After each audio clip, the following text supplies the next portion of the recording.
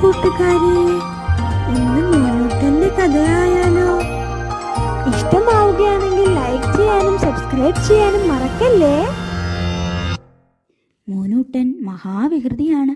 ഒരുപാട് കളിപ്പാട്ടങ്ങളുള്ള മോനൂട്ടൻ അവയെല്ലാം വാരി വിതറിയിട്ടാണ് കളി. ഇടയ്ക്കിടയ്ക്ക് കളിപ്പാട്ടങ്ങൾ വായിൽ വയ്ക്കുകയും ദേഷ്യം വരുമ്പോൾ തറയിലെറിഞ്ഞ് നശിപ്പിക്കുകയും ചെയ്യും. ഒരിക്കൽ മോനൂട്ടൻ അച്ഛനോട് പറഞ്ഞു,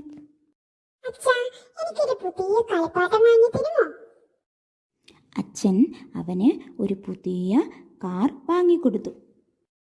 എന്നിട്ട് പറഞ്ഞു, ഇതിനെ നശിപ്പിക്കാതെ കളിക്കണം കേട്ടോ മോനൂട്ടാ.